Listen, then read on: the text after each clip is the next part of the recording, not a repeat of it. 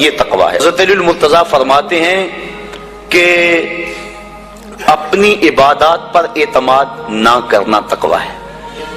اور حضرت عمر فاروق کا عمل ہمارے سامنے موجود ہے کہ عید کے دن رو رہے تھے، چھوٹی عید کے دن۔ اس نے پوچھا آج تو ہر کوئی خوش ہے اور آپ رو رہے ہیں؟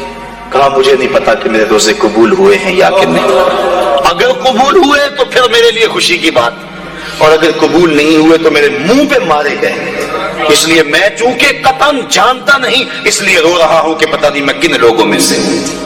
حضرت بایزید بسطامی سے کسی بڑھیا نے پوچھا تھا حضرت ایک مسئلہ تو بتاؤ، پوچھا کیا؟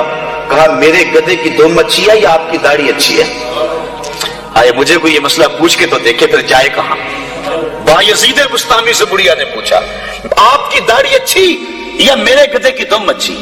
ناراض نہیں ہوئے، بگڑے نہیں، آنکھوں سے آنسو ڈلنے لگے۔ کہا تیرے سوال کا جواب فی الحال میرے پاس نہیں ہے، جب میں مر جاؤں گا تو پھر میرے پاس جواب ہوگا، پھر تو مجھے کیسے مل پائے گی۔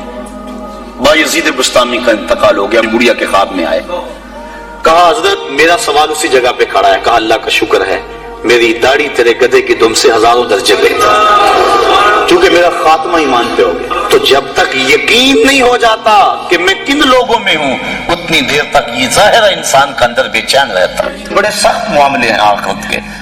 آج ہمیں نعت خواہ بھی کہہ رہے ہیں کہ مجھے دیکھ کے جہنم کو پسینہ آئے، یہ تو منہ میں طوطی بولتا ہے، جو مرضی کہتا پھرے، یہ تو کل قیامت کے دن پتا چلے گا کہ پسینہ کس کو آتا ہے۔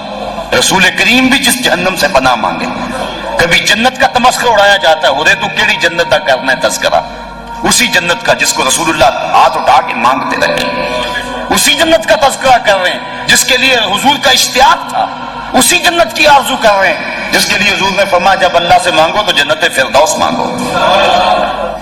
تو آج دلیری دی جا رہی ہے، آج پیر بیعت کرنے کے بعد جنت کا پرمٹ دے دیتا ہے۔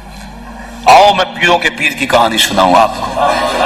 حضرت شیخ سعدی شیرازی فرماتے ہیں کہ ایک بندہ مطاف میں کنکروں کے اوپر پیشانی رکھ کے زاروں کے تار ہو رہا ہے اور کیا کہتا ہے، اے اللہ مجھے معاف کر دے، نہیں تو قیامت کے دن اندھا اٹھانا، میں تیرا کیا تیرے بندوں کا سامنا بھی نہیں کر سکتا۔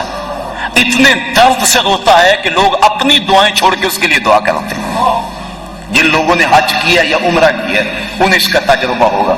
کچھ لوگ اتنے درد سے روتے ہیں کہ بندہ اپنی دعائیں بھول کے ان کے لیے لگ جاتا ہے۔ مجھے تو جس سال جانا نصیب ہوا تھا تو ان دنوں کے اندر فلسطین کی جنگ پورے زور پہ تھی اور کعبۃ اللہ کی غربی دیوار کے ساتھ فلسطین کے مرد و زن لپٹ کے رویا کرتے تھے، اور جب وہاں ہمارا چکر آتا تھا تو اس وقت طوطے اڑ جاتے اور اپنی دعائیں بھول جاتی اور اللہ کی بارگاہ میں عرض کرتے مالک فلسطین کو آزادی دے دے۔ یہ کسی کا باپ اس کے سامنے کٹا ہوگا، کسی کی گود سے اس کا لال چھوڑ کے ان کے لیے دعائیں کرنے لگ جاتا، فلسطین کی آزادی کے لیے دل تڑپتا، پھر کشمیر کی طرف، آذربائیجان کی طرف، کابل و قندھار کی طرف، دشت لیلا کی طرف، اور قلعہ جنگیر تورا بورا کی طرف، اور موصل و تقریب کی طرف، اور کوفہ و بغداد کی طرف انسان کا دل جاتا کہ وہاں کیا کچھ ہو رہا ہے، اور انسان اپنی دعائیں چھوڑ کے امت کے لیے رونے لگ جاتا ہے۔ تو وہ اتنے درد سے روتا ہے کہ لوگ اپنی دعائیں چھوڑ کے اس کے لیے کہتے ہیں یا اللہ اس بیچارے کو معاف کر دے۔ ایک بندہ تو چھوڑ چھاڑ کے کھڑا ہی اس کے سامنے قریب کھڑا ہو گیا اور کہتا ہے مالک اسے معاف کر دے، مالک اسے معاف کر دے۔ کافی دیر کے بعد وہ شخص جو روتا تھا اٹھ کے جانے لگا۔ اس کو تجسس تھا کہ میں دیکھوں تو صحیح یہ کون ہے اور اس کو تسلی بھی دوں کہ اللہ بڑا کریم ہے، تجھے معاف کر دے گا۔ جب اس نے جھک کے جھانک کر دیکھنا چاہا تو چیخیں نکل گئیں، کیوں کہ فائزہ ہوا شیخ عبد القادر جیلانی، یہ زاروں کے تار رونے والا وقت کا غوث شیخ عبد القادر جیلانی۔